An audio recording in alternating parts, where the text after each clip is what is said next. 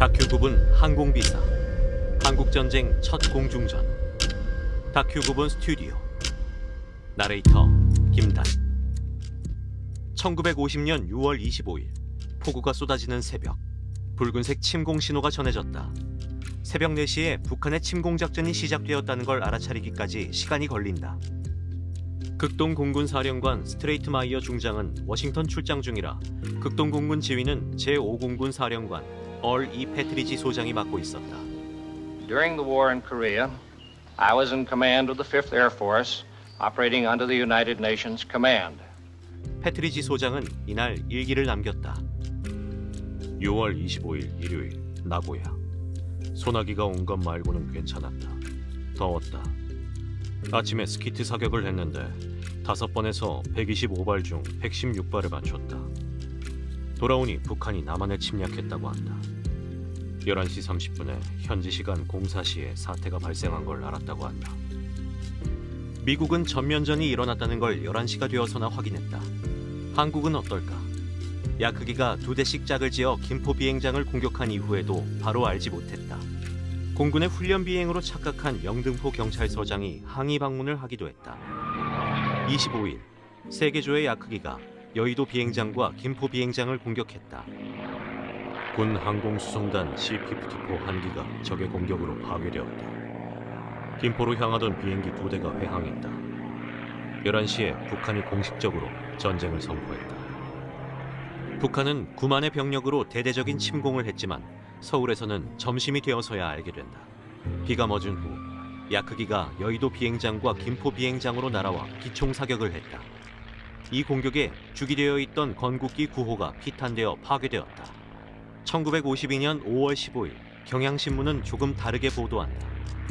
9호 최신호, 북방 태릉상공에서 적기와 조우, 공중전에서 적기 2기를 격추하고 자폭. 장렬한 소식이지만 사실과 다르다. 기관총은 7월 17일에나 진해항에 배달되니 아직 공중전을 할 수 없다. 격추된 적기도 없다. 애초에 뜨지도 않았다. 연료통이 비어있어 폭발이 일어나지 않았다. 건국기들의 연료통은 텅 비어 있었다. 당시 조종사들은 이때의 상황을 섭섭한 어투로 회고한다. 선배 조종사들은 남들이 타지 못하는 항공기를 자신만 탔다는 걸 뽐내고 싶었던 겁니다. 공군 지휘부는 L4, L5 월북 사고가 있었던 데다 군 내부에 적과 내통하는 무리가 있을지도 모른다는 의구심에서 보호 조치를 강화했습니다. 경납고에 모아놓고 경비견을 대동한 경비병으로 보초를 세웠습니다. 항공유를 완전히 제거한 뒤 캐노피와 주유구 덮개에다 봉인 조치를 했습니다. 야크기의 기총은 9호의 캐노피와 연료통을 뚫었지만 화재로 이어지지 않았다. 옆에 주기된 나머지 9대는 무사했다. 개전 며칠간 공군의 기록은 부실하다.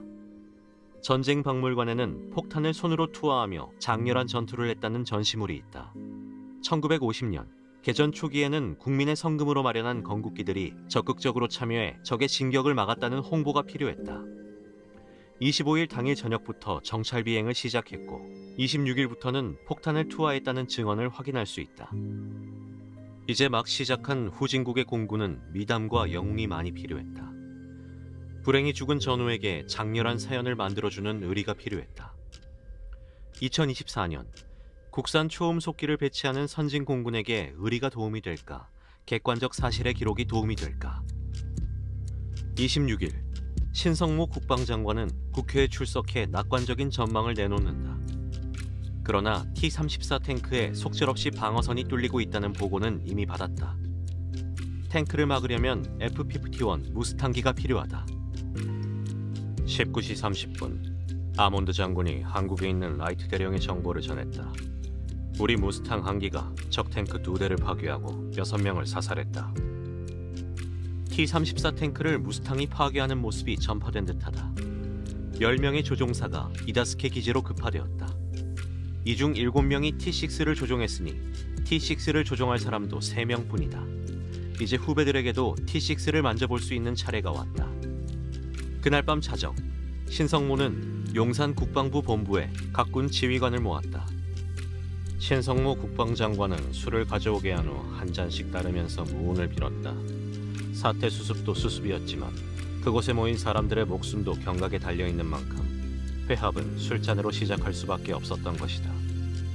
어떤 이야기가 오갔을까? 그날 회합에서 결정된 내용은 일단 육군의 경우 지리산으로 들어가고 해군은 진해에 집결해서 요인들을 해외 망명시키고 공군도 역시 김해에 집결해서 대통령과 장관들의 망명을 돕는다는 것이었다. 육군은 지리산 빨치산이 되고 해군과 공군은 요인을 대피시키자는 계획이다. 27일 정부 강요는 서울을 떠났다. 건국기 9대를 비롯한 500드럼의 연료도 수원으로 이동했다. 국방부 회합이 끝나고 2시간 반 후 한강 인도교가 폭파되었다. 미 군사고문단과 종군 기자들도 대피하지 못했다.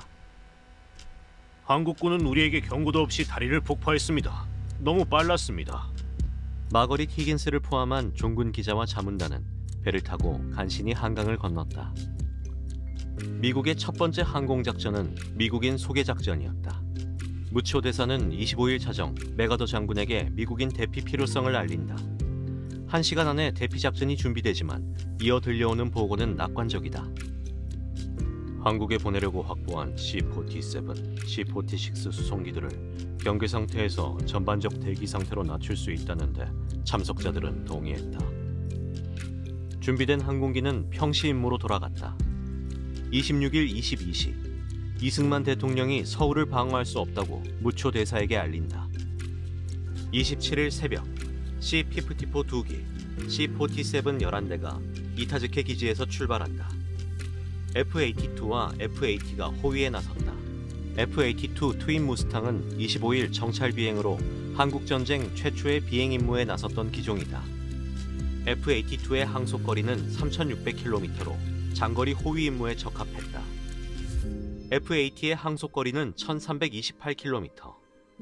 김포상공에서 몇 분 버티지 못하고 연료가 소모되어 금세 귀환했다. 미국인 905명이 인천으로 이동해 배를 타고 대피했고 871명이 김포에서 항공편으로 대피했다.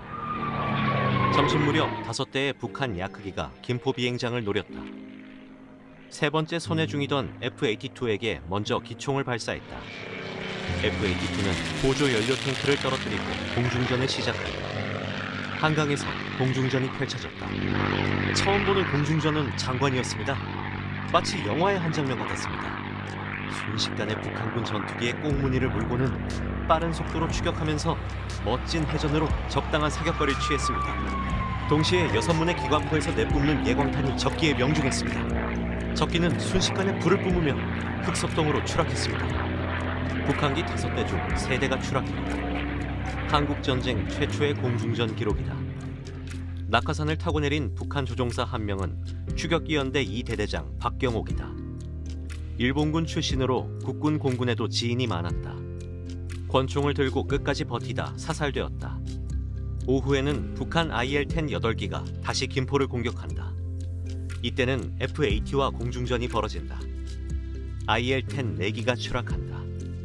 6월 27일 하루 북한 공군은 7대를 잃었다. 27일에 미국인 대피 임무는 무사히 종료되었다.